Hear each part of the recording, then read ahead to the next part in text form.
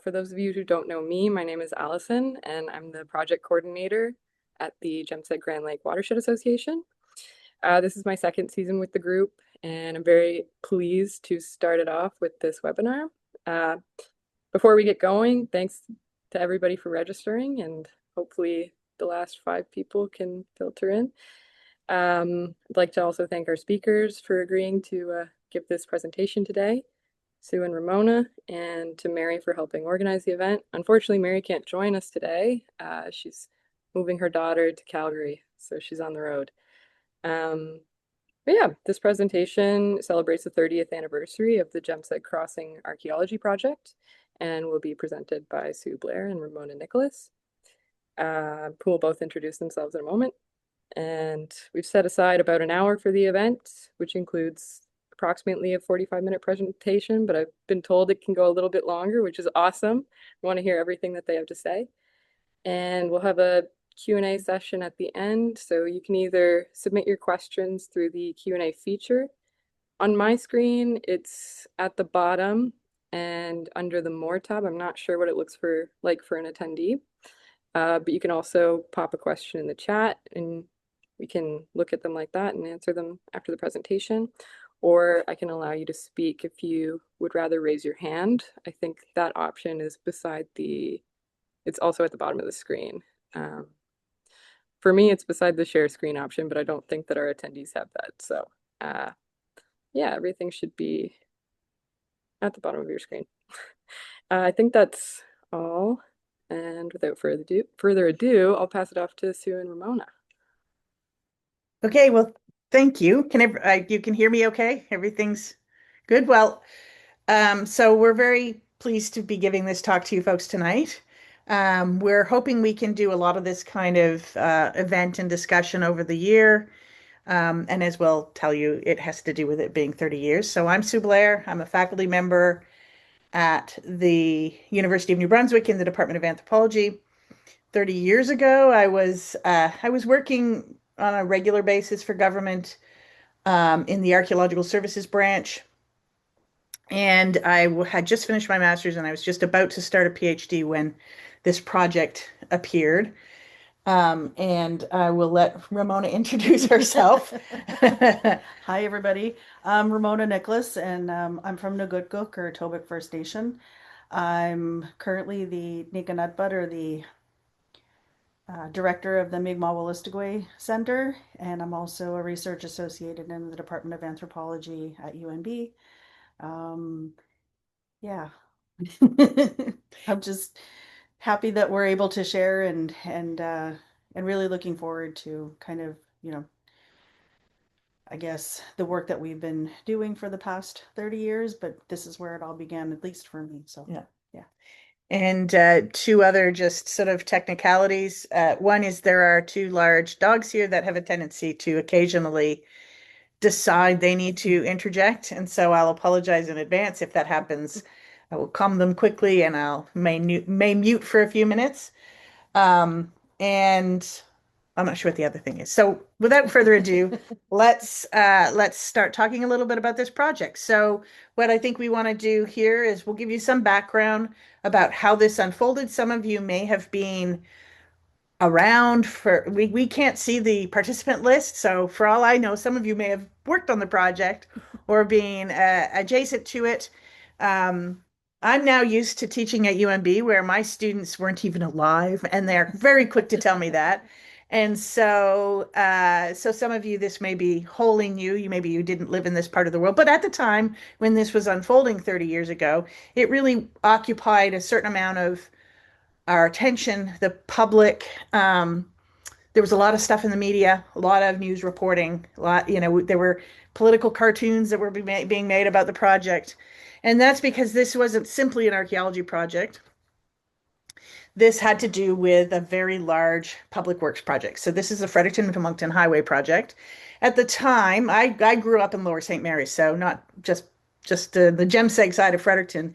And that road that went through Lower St. Mary's was the old TransCanada Highway. So that old TransCanada Highway wended its way along the St. John River.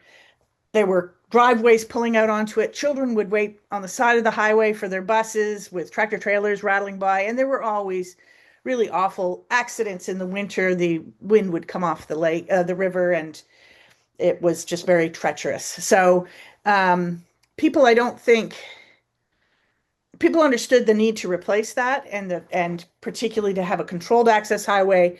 There was a lot of controversy around the original routing of the highway. We weren't involved in any of that. That was sort of, there's a whole history to this project prior to when this sort of became archaeological. And that was around those issues about what to do, where this highway should go. So just up to the point of the project happening, you can see here on this map, this section of the highway had been built previously. And so part of when the decision was made not to route it north of Grand Lake, which was one of the options, but rather to go through the Grand Lake Meadows, they decided that they would just take this pre-existing, I don't know if people can see my mouse moving, but take this pre-existing chunk of highway and go straight across. So this red line was what they were hoping to do. This is the current highway that is, it's not the TransCanada, but it sort of wends around. And it was, there was a crossing over here. They were going to do a whole new crossing. And so this is the Jemseg side. Grand Lake is up here. And this is the beginning of the Grand Lake Meadows, which is a large hardwood scrub swamp, very, very rich, very wet. And lots of waterfowl and wildlife, lots of plants that would have been very important to people in the past. And so there was a lot of discussion about this moving through the Grand Lake Meadows.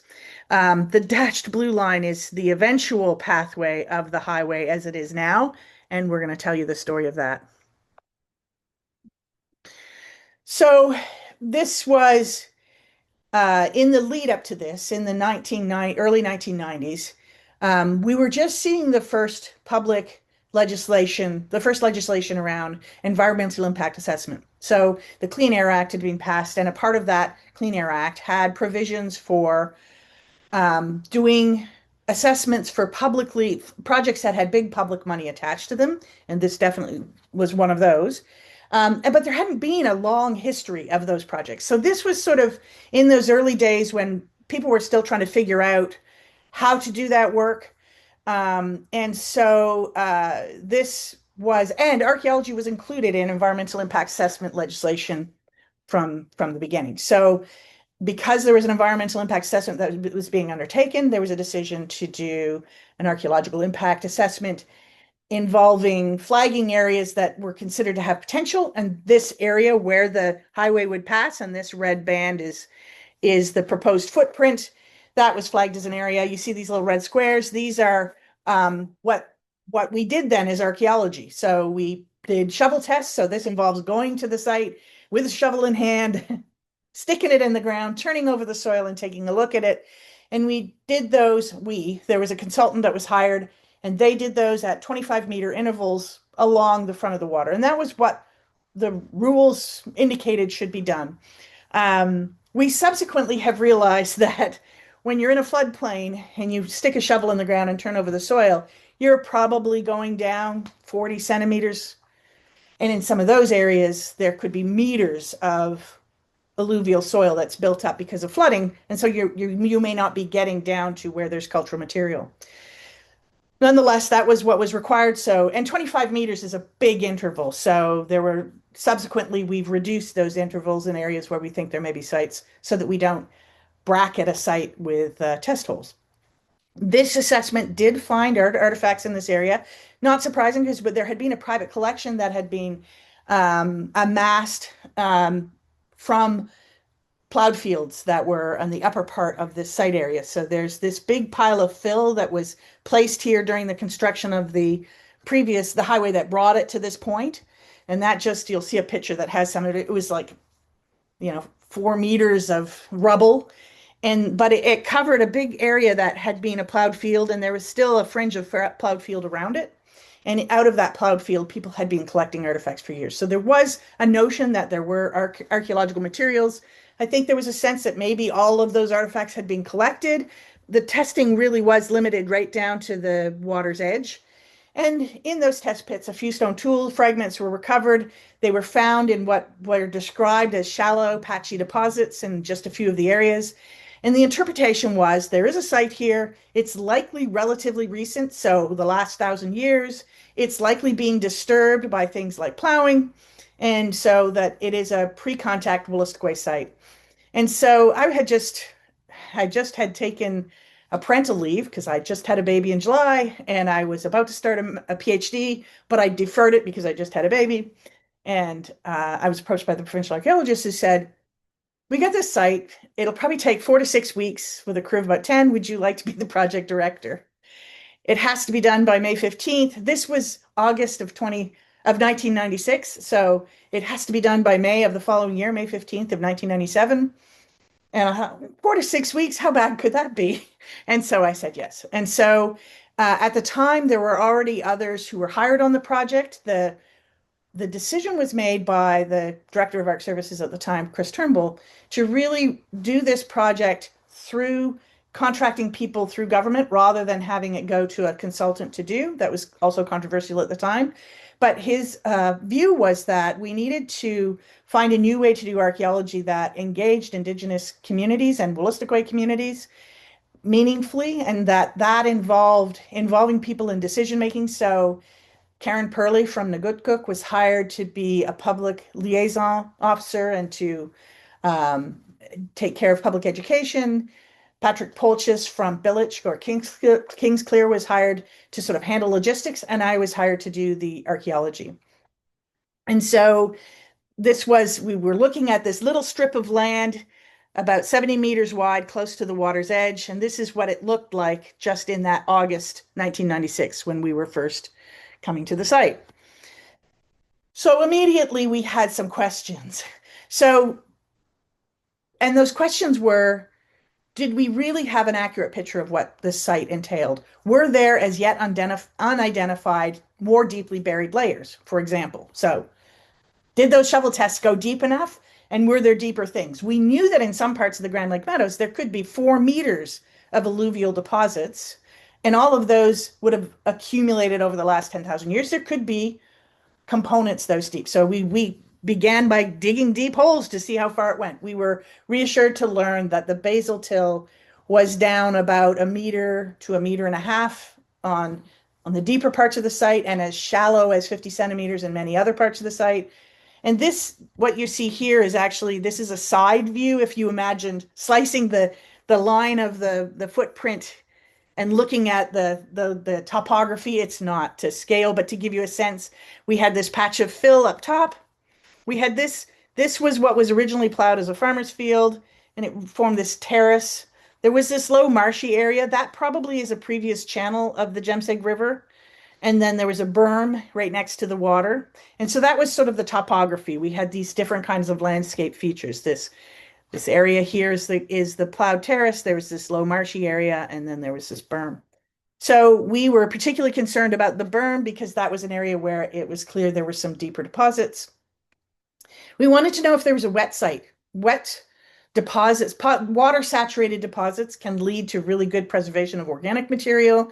And with this low wet area, we were concerned there might be materials in there, and we were concerned there might be some culture material in the water in front of the site. So down in the bottom here, you can see this weird contraption. This is us attempting to sort of screen to see if there's things in saturated. Fortunately, we were able to sort of prove that there wasn't a saturated deposit, water saturated deposit. So that was good because that would have added another whole layer of complexity. The assumption was that this plowed terrace was completely disturbed and had been largely collected and that there wasn't going to be too much left there. We wanted to know whether there would be things that were below the plow zone. We knew that that in that area, there might be more than 30 centimeters of deposits, and plowing in the late 19th, early 20th century, which was when that was actively plowed before this project, typically just disturbs the top 30 to 35 centimeters. So was there stuff underneath this terrace area? And was there site underneath this fill? And what would we do about that? So we started by trying to identify what were we dealing with and what could be what could go wrong? And what we discovered was that there were artifacts from every part of this site. We ran test pits all around the margin of our 70-meter footprint, and we discovered what you see here. This was one of the first, this artifact over here on the right of the screen. This was one of the first artifacts that was found. It was found in a layer underneath this charred piece of white refined earthenware, transfer printed earthenware. That piece of pottery was pretty intact, which says it hasn't all been plowed up. That was a sign that the plowing might not have been as damaging as we had imagined. Below the plow zone, in contact with sort of the basal till, the sort of the deepest parts of the cultural material, we found this artifact and a tool that we call a groundstone rod. Those are typical of some of the oldest, at the time, deposits that we knew of in the Maritime Peninsula, dating to about the Middle Archaic or 8,000 years ago. We also found a large amount of flake stone material from later. A lot of it seemed to be from around 3,000 years ago. There was some stuff that was a little older, some stuff that was a little younger. We did find a lot of material down here in the berm. In this area, some of the material was capped by 90 centimeters of soil that didn't have artifacts, but below that, there were layers going down to the water table. And shovel tests wouldn't have gone down at the time 90 centimeters. Now we do 50 centimeters square, and we can get down to a little over a meter. But at the time, the way that they'd been doing those shovel tests, they hadn't gone deep enough to find those layers. So we suddenly realized we had a much bigger site than we had thought. This is actually a feature. So a feature is a place that is a sort of set of traces in the soil that are not portable. So it's usually the sign of a hearth would be an example of a feature, or a living floor. This is a basin-shaped living surface or living floor. You can see it as a change in the soil color, in part because this was more loosely compacted. So it was visible as changes in texture and color, very subtle. But we had a lot of cultural material artifacts, pre-contact pottery, stone tools in this feature, and a whole bunch of other ones similar to it that dated between 1600 and 3,000 years ago. So we knew we had a big habitation area. We also did have some historic material. This is a Dutch-made clay tobacco pipe from the 17th century, which is, many of you who are historians in the area will perk your ears up and think about Fort Jemseg. We think that this probably was traded in part because all of the 17th century material that we found on the site were glass beads, a couple of clay tobacco pipe. And there weren't things like, there were no gun flints, there were no musket balls. It was things that would be kind of trade items. So we interpreted it as trade goods. So basically we had a very large site that had some deep layers, that was over a very large area. If you've ever watched an archaeologist dig, we don't go through meters of site very, very rapidly. And we had till May to do this. So the first thing we did was we started talking about how can we reduce this site area? And we decided that we could reduce the footprint to 25 meters and maybe put down geotechnical fabric. The reason why the footprint is bigger is because you're bringing in heavy equipment and that'll chew up the soil. So it's not actually that they were going to be just completely destroying the whole area. But we thought maybe if we put down geotechnical fabric and a cushion of sand, we could drive the machinery over it and then maybe even get to the pier locations, which we eventually did, which were 25 meters by 25 meters and was still a huge amount to excavate in the time that we had, but was a feasible amount. So the other thing we could do is get more people. So we expanded rapidly the crew. We went from what did we say, 10 to 12 people. At the maximum, we had crews working 5 days a week, and then we had a weekend crew. So 7 days a week on site. We had people working in the lab cataloging. We had people who were taking tours around and showing people what we were working on. We had people who were excavating. We had people who were doing administrative tasks. At the maximum, we had 140 people working on this project, which is significantly more than we had originally anticipated. And those people, 70% of them, 70 to 75% of them came from local Wolastoqiyik communities. So a lot of people from Kingsclear, or Bilic, a lot of people from St. Mary's or Sedansisk, a lot of people from Ormukto, and um, and some people from Tobic. And I think actually, did we have many people from Woodstock? I don't I quite don't think remember. so. But we did have a bus come down from Kingsclear and drive the whole way down to the site. So we had a lot of crew, and that was a part of the scaling up. And we narrowed the footprint. And so suddenly we had a project to work on. As I said, we did cataloging. Initially, we were doing that cataloging in Ormukto, but there was this feeling that those artifacts should stay as close to the site as possible. And so we brought construction trailers and we turned them into labs. One of them was a crew space because it was, by this point, we're getting into September and October and it's getting cold. And in that big gear up, that was when Ramona came on. So Ramona came on in September, I think. Yep, I think it was or mid-September. Um, so I had been in university at the time, and I had run into Karen at one point, and she was telling me about this archaeological dig that was going on, or and asked me to be a part of it. So I came out and I decided to stay. I think I even took some time off of school to kind of just work on the project and really kind of get to know, you know, um, what was going on. I think that was a big thing for me was just to kind of, there'll become a point where we talk about the controversy of what was going on, but for me, just kind of, being there when I started out doing working in the field and doing some of that digging. And when you find an artifact, it kind of changes your view, your perspective on the stuff that you're doing. And so I just kind of wanted to follow that. And then, as the crew got larger, as more people were hired, we made the decision that, I'd work in the lab and help with all of that. And so I was able to kind of see all the artifacts that went through, which I thought was just amazing because I mean, the amount of artifacts that came out of this site alone was something that was really, it was huge. And so for me, that was, the start of this journey into archaeology and to learning more about the ancestors. Yeah, and in this picture, I should point out, this is the original site surface. All this material is that fill. That's all construction debris from constructing the old highway.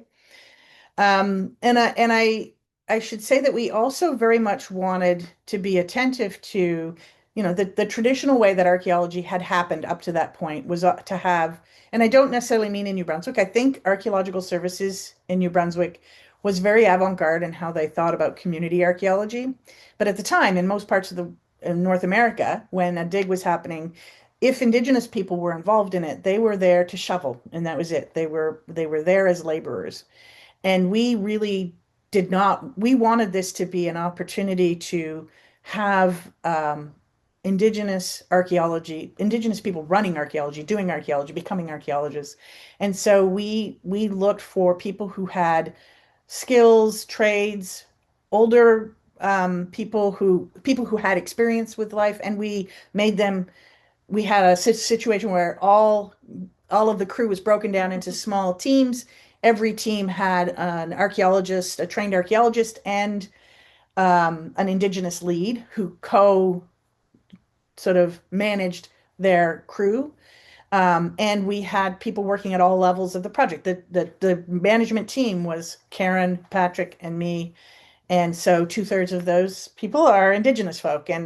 Um, and we really wanted to have this as much as possible be sort of involving that kind of decision making. We had an advisory committee of Wolastoqiyik from the different First Nations.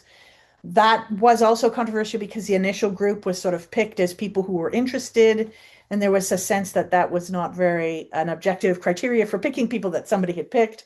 And so we asked the chiefs to appoint people, and they largely reappointed the same people. But that committee was really important through the whole process in that they really gave a huge amount of input and guidance. And so we really were attempting to do this project in a different way that really would allow us to rethink archaeology. And I think for those of us in the project, we felt like we were really path breaking, but we were really rethinking all parts of it to try and find ways that would be consistent with what community wanted. And so there was a lot of trying to think outside of the box, as it were. And if people want to know about that, we can talk more about that after. So we geared up. Lots of people. We were making great progress, but that doesn't stop winter. So the fact that we had all those people, the time marched on, and next thing you know, the water raised. This was actually a silk curtain along the edge of the berm, and by this time in November, they'd let a lot of water out of the dam, and it was now flooded. And as you can see, ice is starting to form on surfaces. And we started to think about May. Like we're now into November, and we have a lot of work to do, and we're just getting started. And it's also the case that this was complicated by some concerns in the community about this project even happening in the first place. We'll get to that in just a second. Because we were concerned about these timelines, and we knew winter was coming, and we didn't have much ability to influence the deadline to finish it, all we could do was try and extend the field season. So to do that, we came up with a bunch of things that were, again, trying to innovate. So we decided we would try and work under tents. But the first thing we thought was maybe if we bring down straw, we can insulate the surface of the ground, keep it from freezing. This was not a good idea. Not all our ideas were great. This red thing in the back is also a failed idea. Their idea was maybe we could have a mechanized, motorized screen that could speed up the shaking. It turns out the shaking isn't the slow part. It's the actually looking and moving carefully. But the one that was a success was using these. These are just those silver garages that people buy and park their vehicles in. They turn out to be a little over 2 meters wide. And so we built these corrals that were a little over 2 meters square, and we lined them with an array of 25 heat lamps, pointing them at the ground, covered them with plastic, and they thawed the ground. So we lined up these tents end to end so that they made a tube, and we would be thawing the ground. You see there's a unit up at the further end being thawed. We would excavate in the middle unit, and we would screen into the already excavated unit. And when this unit was excavated, we would move we called these corrals. We'd move our heat lamps to the next unit, start excavating the thawed unit, and screen into this. So this was sort of a caterpillaring along the site. This is another image of that in motion. So here they're setting up the corral here. This is already excavated, and now they'll start screening in it. And this is it. And it really, so we had all of these sort of moving across the site in all sorts of directions. We did have one bigger site. So there was an area that had some pretty complex stuff. And so we had this larger area, and we used an awful lot of electricity. We had people who had a lot of experience with trades and people who had electricians. And I will just say, you'll look at this picture if you've worked on a project like this and shudder. We had no workplace accidents. So our people were really competent with this. The only thing that happened is at one point a van did slide off the highway coming to the site. But there were no on-site accidents that we had. And so that I'm greatly relieved because you could see some of the complexity here. And then winter happened. And so we were working our way through it. This was the first time this had been done. It's not done very often. It's not cheap to do this. This was a project we were told the deadline was paramount, so we were trying to figure out how to do it. But there are ways in which, for example, the evening comes early and the morning starts late because the days are short. And we need good light. Fortunately, we had 25 heat lamps in there to give you some light. But there's lots of ways in which this was a particular solution. There have been projects that have happened in the winter, but it's not very common. We had some snafus. This was a windstorm that was big and significant. It was in January of that year. In the January thaw, as you can see, we had a lot of snow and it melted. It tore up a bunch of our tents, including some that were anchored with 2 feet of rebar. And so we had to reset them. And then we had a lot of problems with water and ice. If you've just got water, you can pump it out. But water and ice is a challenge. So we were really dealing with constant problems. We also, through this process, had a lot of community concerns. So there were people who felt that the there should have been other options explored, avoiding the site. Some people felt that there shouldn't be archaeologists digging at all. And so we had protesters on site, and we really tried to make people feel welcome and comfortable. We this was brought, the TP was brought on site by protesters. This blue thing in the back here is a sweat lodge, and we just allowed people to do their thing. I don't know if you want to add to any of that. Yeah, so that was like, kind of what I was talking about before about like, the controversy that was surrounding all of this too, and just kind of made it so that like we were open about everything. We wanted to make sure that people were being well informed about what was going on, the things that we were finding, and really, not really wanting the controversy, but still trying to find ways to help people understand what it is that we were doing and accomplishing. That was the Yeah, dog. Sorry. I could say, if you hear a rumbling sound in the background, my dog has now started snoring. So apologies for that. Yeah, we really felt that the default ought to be openness and transparency, that we encouraged people to come and see what we were doing. There was a lot of misinformation.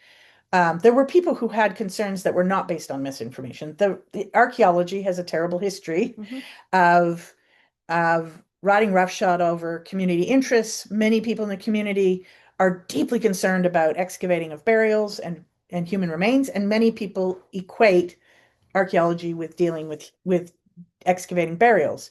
We actually had a work stoppage in November because of the controversy, and we went around to all of the communities, all of the First Nations, and talked to people about it.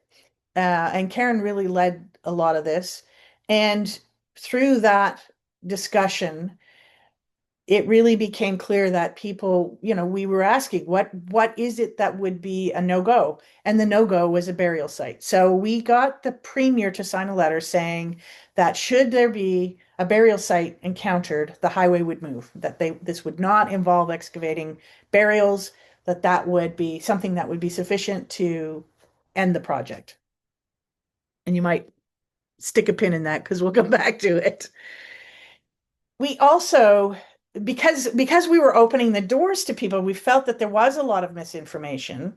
We undertook a huge public education, public engagement process. We invited all of the schools in southern New Brunswick to bring kids by. I think we had something like 2,800 school kids come through the site. Yeah. This here is a very young Ramona.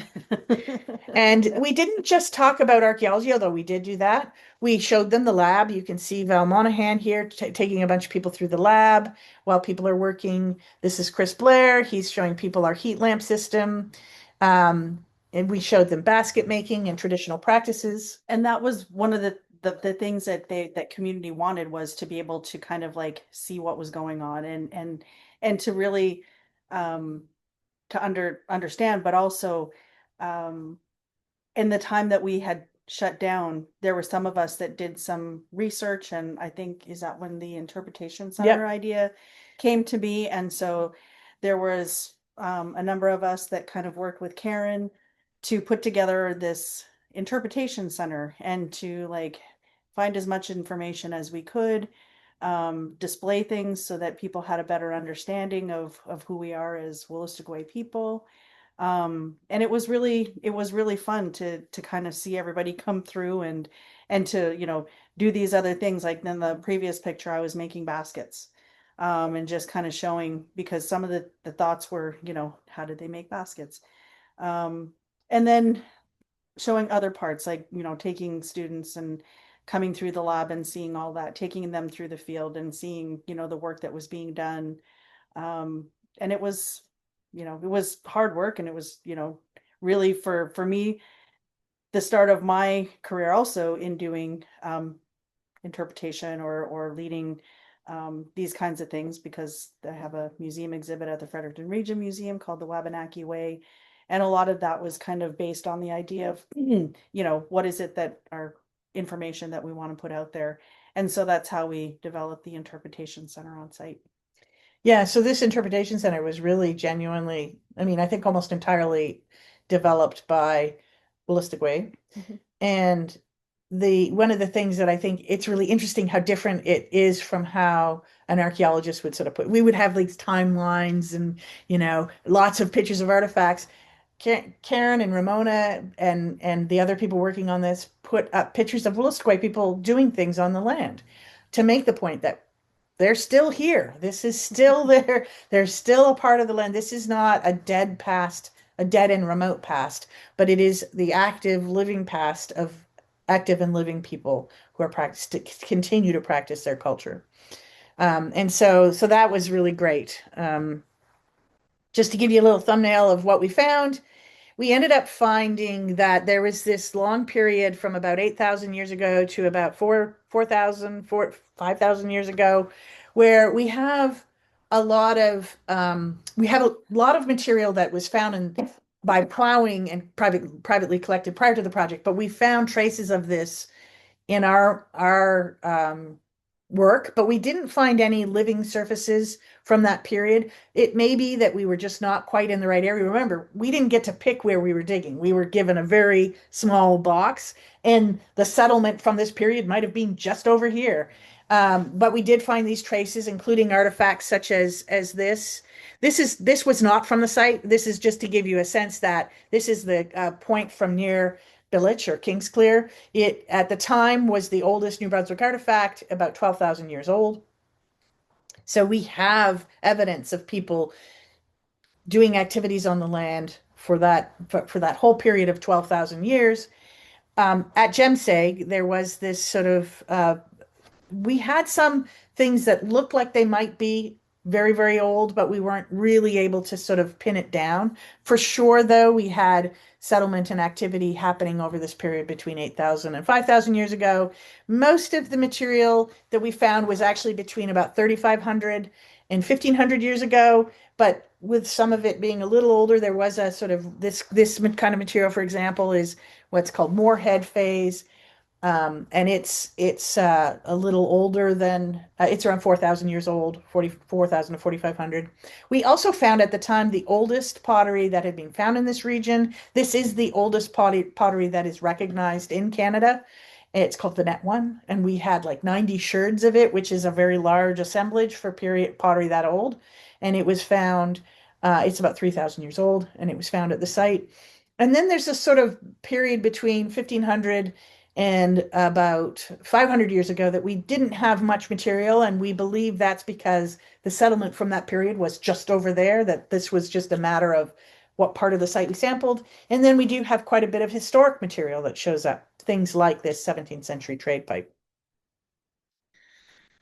And we also found underneath that plow zone and down by the water's edge, we found lots of evidence of things like cooking hearths and living areas, living floors. This is an example of a cooking hearth. You can see there's this picture here. There's a little black sort of crescent shaped thing. This is looking at the wall of an excavation unit, and you see there's sort of some orangey color underneath it. That's actually fire reddened soil. So this was a little cooking hearth. All of that black stuff is charred butternut. And it dated to about 2,900 years ago, give or take 100 years. So it's about 3,000 years old. Um, and so we had lots of little places like that that showed people carrying on everyday life, using the resources and foods of the Grand Lake Meadows, and moving up and down the river, bringing different materials. This is a material that's from up in Tobic area, Nagoodcook area. We saw lots of evidence of them having interactions with areas to the upriver and over into the Great Lakes Basin. But also a real sign of those things being used in local ways and reworked and reimagined in a kind of a technology that looked very distinctively local. This is more of that pottery. Um, So we were making great headway. We really believed we were close. We were about, of the area that we had to excavate to for the footprint, we were at about 96% done when we found a small patch of red ochre. Now, across the lake from Jemseg is a site called Cow Point, and Cow Point was excavated in the 60s. It is a red ochre cemetery that dates to about 4,000 years ago. People in that period buried their dead with red ochre. Um, the fact that we didn't have human remains in with the red ochre was not sufficient for us to say that it's not a burial site. We know that people cremated the dead, but we also know that the soils in New Brunswick are very acidic. Anybody whose garden knows you have to put lime in to counteract the acidity because our soils are naturally very acidic. And then that means we have very, very poor bone preservation. So the fact that we did have some artifacts in that feature, and we had lots of red ochre, we managed to take a little fleck of charcoal and radiometrically date it to 2,800 years ago. So it was not, somebody suggested maybe it was a barn paint, and so we were able to prove that it wasn't. And on the basis, and so these pictures here are, once we announced that, you can imagine the sort of media frenzy.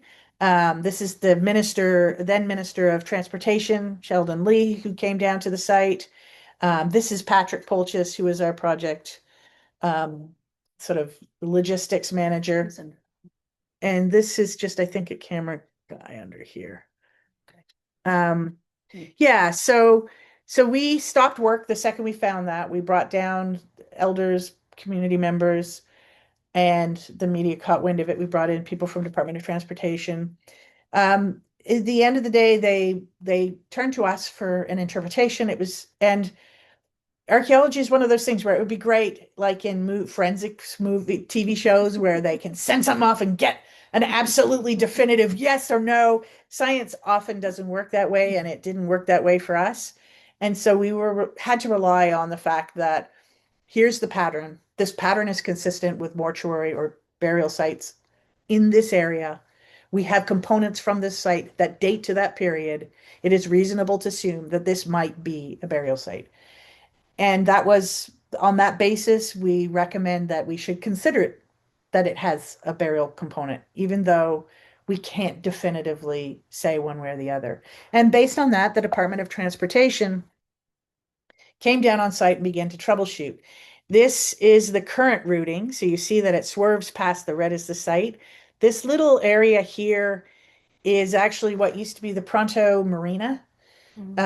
It was a marina that was put in long before we were actually excavating at the site. And as a part of putting in that marina, the area where there was archaeological material had been dug out already. And so we did some other work to see if that indeed was the case, and it seemed to be the case. So the highway that's why when you're driving from Moncton towards Fredericton, you get to this point and there's a bend and then you go over the bridge. And so this is the current bridge. This is the older bridge, but that was to avoid the site. And so the site then was left. And and this is our last slide, but maybe Ramona wants to talk a little bit about the legacy and some of the things that came of this. And so the other part, we were talking earlier about the interpretation center and how, that decision to put pictures up of community, like of, older pictures and all of that. When people were coming through, they were recognizing some of their grandparents, some of their, relatives and things like that. So Karen and Sue decided that there needed to be, the voices needed to be kind of carried out as well. So I think there was there was interviews that were done with community members talking about the area and what they remember. So in the volumes of the Site report. The first part I think was all of the information about the archaeological part, and then the second part was all of the stories that were collected during that time. Actually, we made the stories the first part. Oh yeah. I wanted that to be. Oh yeah, that's right. the most important part are the words of the people, right? So, And so through the collection of those pictures, and to further into like the project, they created the Wolastoqiyik portrait of a people. And so there was a whole bunch of panels that were made. So we were able to kind of like go out and visit community with those and kind of really talk to community members about, those memories that they had. And the Maliseet Advisory Committee, that was the advisory committee that was formed of community members. It was called the Maliseet Advisory Committee. It persisted for at least a decade after Jemseg and became a real advisory group to help government navigate other archaeological projects. It eventually was disbanded. Um, but a lot of these people in this photograph are members of that. Not Brad Green, he was actually the minister at the time. I wasn't. And Ramona's very young Ramona again there, but some of these people were members of MACA, which is the Maliseet Advisory Committee. And so that was another kind of legacy. I think, and I'm going to turn it over to questions in a minute, but just to finish by saying, I think we all felt that we were really innovating new ways of doing things. And I think that was maybe me being, some of us being quite young and naive about change making, that a lot of it has to do with shifting control of decision making. And people are very content to think about tweaks to methodology. They're not as comfortable with really um, shifting decision making. And so I think in some ways, it's a much longer fight. I mean, we knew that it would be a 30, 40, 50-year fight, but it surprised me the resistance that has been there to some of those ideas. Um, Before the presentation, Mary was asking me whether this was a reconciliation project, and it wasn't framed as a reconciliation. I think we were imagining it as the way that we ought to do things. Yeah. And so and we're still working on that path. I will say that many, many people who worked on that project went on to do archaeological careers, graduate work. Ramona's gotten graduate degrees and is now a practicing permittable archaeologist. I ended up doing my PhD, but lots of people went into, most of the people who work for consulting companies in this region came through that project. Many people uh, changed, I think, the way that they see the past through that project, whether or not they went on to do archaeology formally. Anyway, so that's the Jemseg Crossing project. Um, and I'm going to stop there so that we can take questions.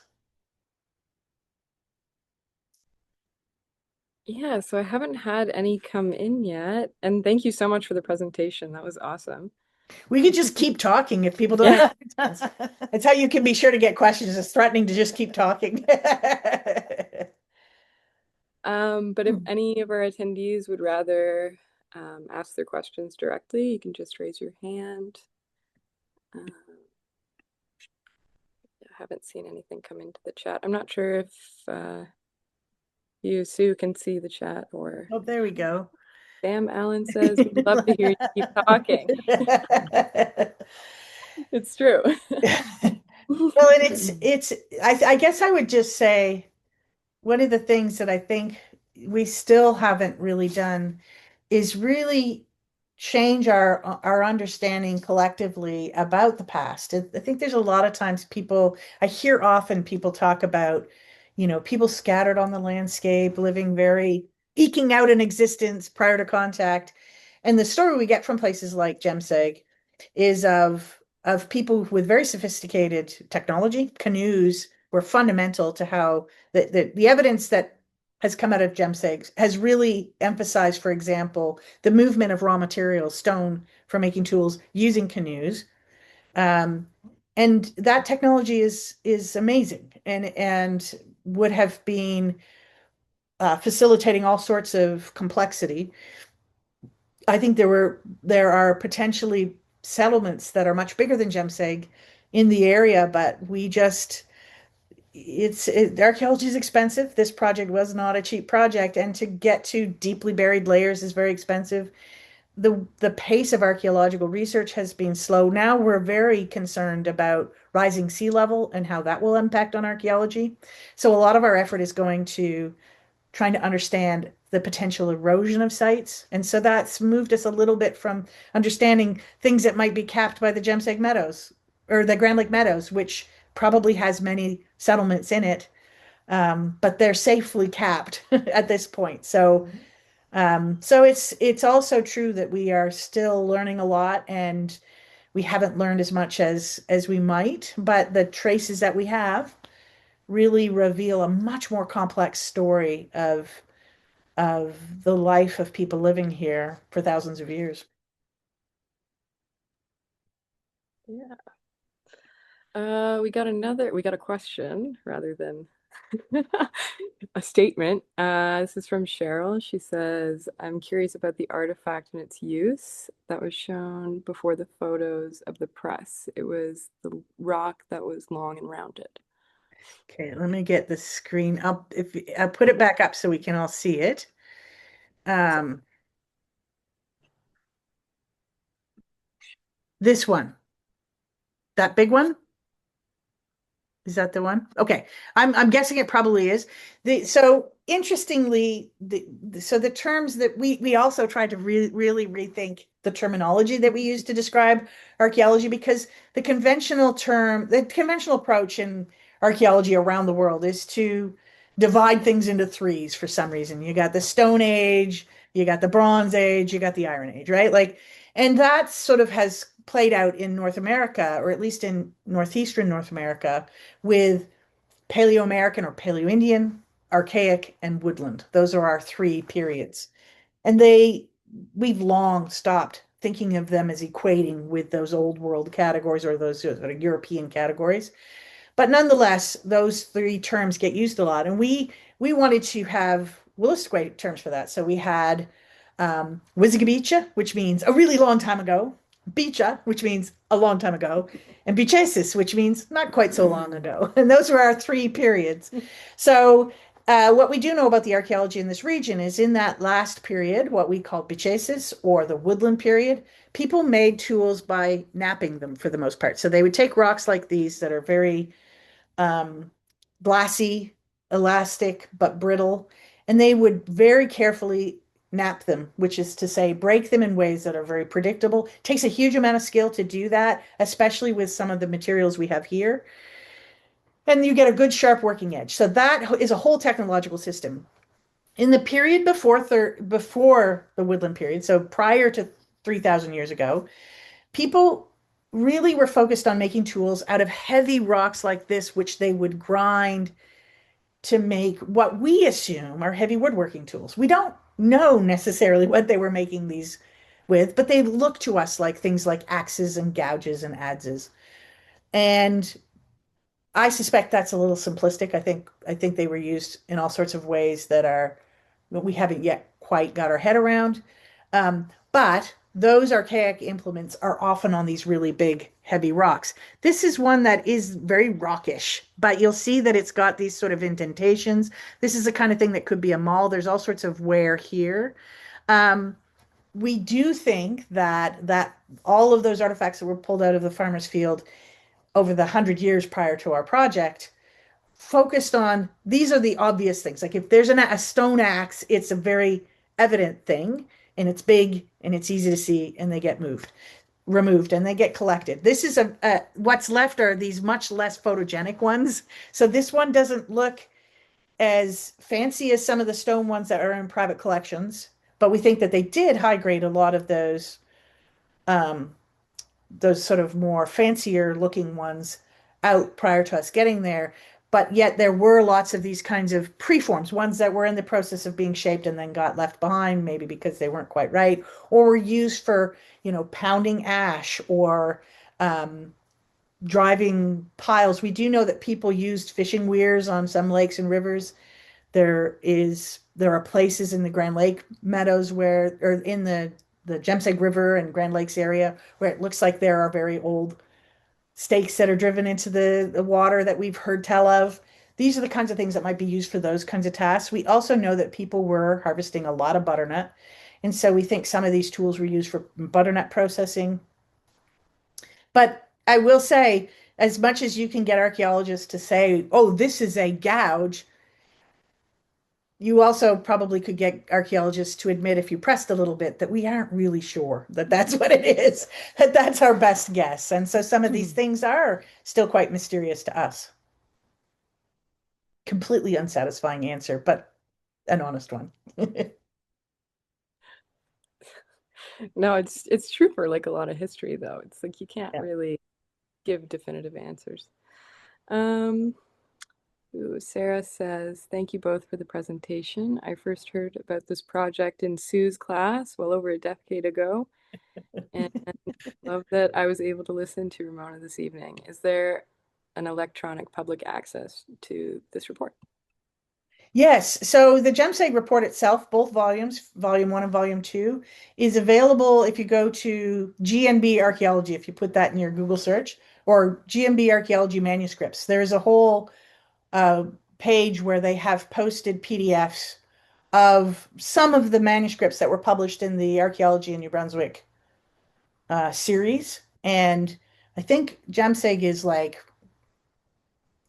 number 31 and 32. It's in French and English, and both 1 and 2 are there available as PDFs. I also did my PhD on this and have published other kinds of articles out of the kind of work that we did here. Um, there's some stuff around, but the Jemseg reports themselves are available on the GMB website. Awesome. Yeah, if we get the chance to post this webinar, maybe we'll link it in the Yeah. cap. Yeah, that's great. Awesome. Cheryl added a comment. That was a wonderful answer about the artifact. I didn't see the indents on the side of the rock or the side of the stone in the first look. Yeah, that's what to think about. Awesome. Not seeing any other. Well, Sharon Cunningham says totally brilliant. Heard about you on Ken Holyoke's podcast, Yep. and really important to get out to St. John River Society. Sharon Cunningham. That's awesome. Yeah. Tina says, did anyone give back their fines to the people because of this dig? So that's a good question. That's a good question. So by law, and I'm going to turn this over to Ramona in a second because she has probably a much better answer than I have. But under New Brunswick legislation, currently, artifacts that are recovered from provincial lands are held in trust for Indigenous communities by the province. So legally, all artifacts that are found are supposed to be turned into the province. And certainly, as permitted archaeologists, we have a legal obligation to do that. And should we not do that, even if it's to give it to the community, we can be non-permitted moving forward. That language in trust has got a lot of paternalistic, problematic overtones, as you can imagine. And one of the things that Ramona is very much working on, and Ramona and I are collaborating on, is building the infrastructure such that, and the idea is that, well, communities don't really have the resources to store these properly. They wouldn't be properly cared for. Okay, that's the reason. We'll fix that. So we did a lot of work to kind of, and of course, I think there were also like promises from government that, we'll invest money so that we can build a museum or something to house the artifacts and things like that. But it never came to be. And so, the work that Sue and I have done over the years was just try to develop things so that, we could look to see what we could develop. But also getting our own people trained to be able to work in these spaces as well was it was really big and important to do. And so we spent a number of years, after she was done her PhD and she came back and, we started working more towards that goal. So this is why I'm doing this work as a research associate with the Department of Anthropology is because that role is for a heritage initiative.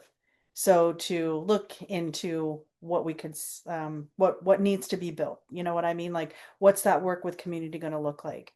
The second part of it is like looking for funding, not only for development, but for sustainability, because you know, museums are a part of tourism, but that doesn't pay all the bills kind of thing.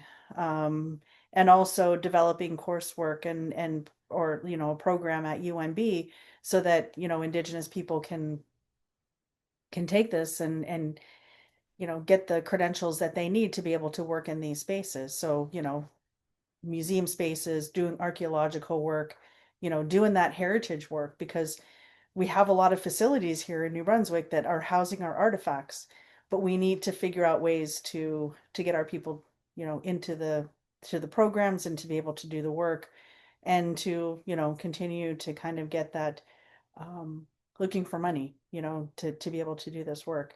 Unfortunately, this year the government kind of cut back a lot on the heritage projects. Um, but there's still hope for the future. There's still hope that you know these things can happen. We're actually working on a number of different projects, research projects with some students, Indigenous students at UNB right now. And we have you know some that are actually out there doing some field work this summer. So it's been, you know, we're still trying to kind of you know keep things rolling and make sure things are continuing to get done and things like that. But no, Yeah. ultimately the province has all of those artifacts. And what our experience has been that you can sometimes get money for a building. Somehow people like to give money for buildings, but what we really need is people in those buildings who have the knowledge, right? So we're wanting, as Ramona says, to have Indigenous students, not just from Wabanaki territories, but from anywhere, be able to come acquire the skills and then have institutions that are led by Indigenous people doing the work of managing their heritage. Not and the artifacts are a part of it, but all of that decision making on, I mean, there's a myriad of decisions that go into this, and big scale ones like, should we put this highway through this spot or not? But then the small ones like, do we collect all of the brick fragments, which we would then have to store for the next time immemorial, or there's all of these decisions, and archaeologists who have traditionally not been Indigenous in North America have been the ones to make those decisions, and so having people being able to make those decisions from community, that's a capacity building thing, and that's what we're working on, is to build those programs that um, can draw people, support them as they do the work. There's lots of interest and there's lots of goodwill. We've just got to build the structures and support people properly to do it. And I think we're a lot better than we were like, you know, 10 years ago, even 5 years ago. Things are, like I said, starting to progress in a better way. You know, there's lots of support right now at the university in certain ways to be able to, you know, house some of the stuff that we've been like that have been coming out in terms of like private collections, but also like basketry and, you know, quill work um and taxidermy stuff even, you know, to kind of and have that collection. So Yeah. yeah.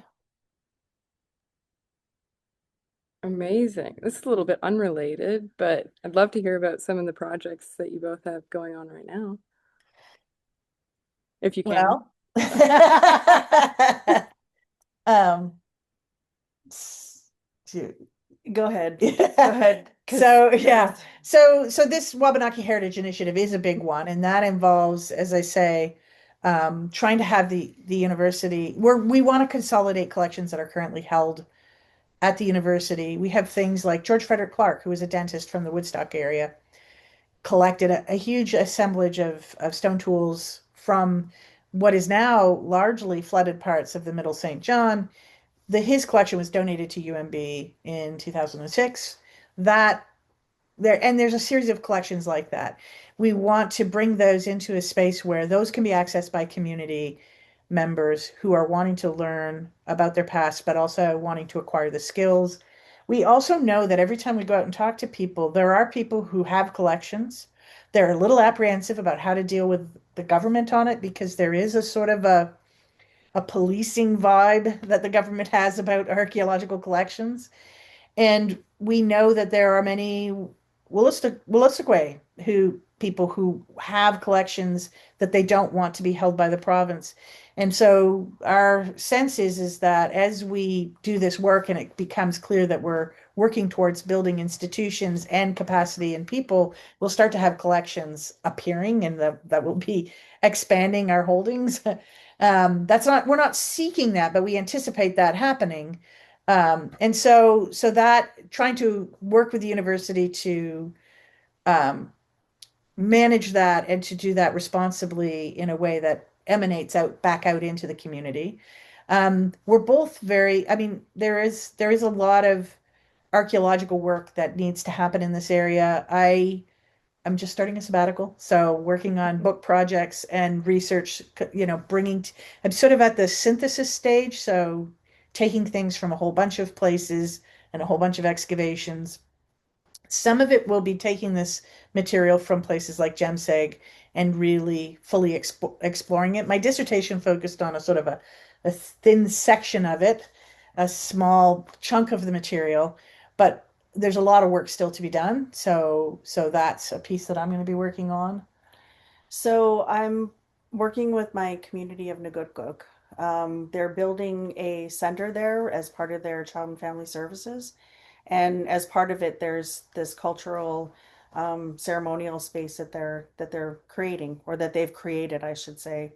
And so there's a number of community people that have had their own collections and are kind of wanting to have it housed in this little center. It's not a big space, but we're working on, like, so I work with the project and I work with like um, the builders or the architects to make sure that there's space there that has display areas, things like that. There's a big case that's kind of up on top. There's a bottom part of it, it's all drawers that you can pull out. And so, kind of working on that collection to kind of like, give some words to some of the some of the things that have been found, those types of things. I'm also as part of so Village, they just had that book that was released by Andrea Bear Nicholas. And when she did the book launch in the community, she had a whole slew of artifacts that she had given to the community. And so the community reached out to me and said, we need help with this. And so I'm working with them once again to catalog all the artifacts, kind of get everything all in order for them, figure out what they want for display, help them apply for some money so that they can have the display space that they want, those types of things. We had another project last year. We were working on scanning some information. So it's more than just like the archaeological work. We kind of dabbled a little bit in archival stuff, and presently also working on a project with Ken Holyoke as a co-lead for a project for the Lower Wolastoqiyik erosion project. And yeah, so trying to get out there a little bit to do some of the field work if I'm not stuck in the office doing all the other things, but trying to get out there and help do some of that survey work as well. And just so as part of what we're doing at UNB too, we have some space there, where we're going to be moving, excuse me, some of the collections into. So I've got some summer students that are working on some of those collections and really kind of putting the lab together, um, so that we can work together with WNNB, which is the Wolastoqiyik Nation of New Brunswick, um, and working with their archaeology kind of um, people to, if they have things that need to be kind of, they're out there doing survey work, they come in, they can bring their stuff in and we can get it cleaned and cataloged and kind of that kind of stuff for them. So there's little things like that that are going on, which are really cool. And I think that's really pulling a lot of community members in to do the work. Like, we've got, I think, couple of community members that come on site, and do some of that survey work. We've got couple students out there, it's just nice to be able, and people from WNNB even come. We're going to some of the islands and being able to like go to Brothers Island. Hopefully getting out to Ekpahug tomorrow is what I would like to do.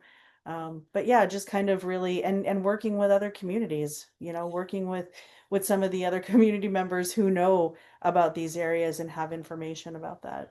Yeah, and as we're talking, I'm getting stressed because I'm thinking of all the other projects that we've kind of started. Like we also have a basketry project where we want to do really high resolution 3D scanning of basketry and bring that together with oral history around technique and try and make that as a resource tool for community members around historic and recent basketry. That's something that we kind of have been too busy to get started, but we've got actually funding to do that. And of course, with the 30 years of anniversary, 30 years of Jemseg, we have a bunch of Jemseg things that we want to do.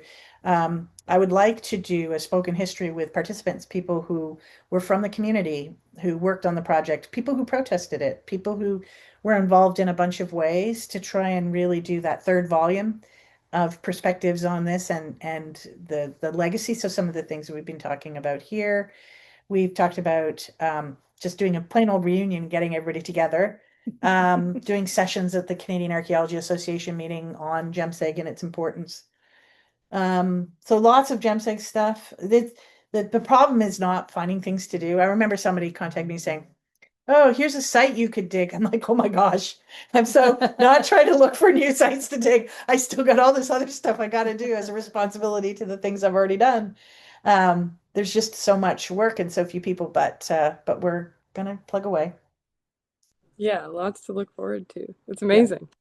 yeah. It's awesome. I think if there are no other questions, we might end it there. Oh, there's one. Oh, nope. A lot of thank yous. Amazing. Well, thank you for giving us the opportunity to talk about it. It was very important to us, I think, to all of those people who were involved in it. And I think it highlights the ways in which we still have a lot of work to do, but it's really great to have an opportunity to talk with people, especially people who are familiar with the area and who know some of the landscapes and remember some of the stuff that was happening with the project. So, I was like, and if Well, you we have are any more information that you want to share, feel free to contact us. yeah, perfect. It's awesome. If anybody thinks of any questions later on, or even a yeah, couple weeks from now, I can forward them to Sue and Ramona for you. yeah, And Yeah. one more question, I Yeah. guess. Will an email go out with a link to rewatch the recorded presentation? Yes, with the permission of Sue and Ramona, if you guys are okay with that. I've got the yeah, whole I recorded. think we should. Yes, yeah. Okay, okay, and then we'll post it on our website as well. But yeah, Yeah, I'll send a follow-up email. sounds good. Right on. Thank you. Thank you. Thank you, Awesome. everybody. Yeah. Thank you both again. All right. Bye for now. Bye-bye. Bye.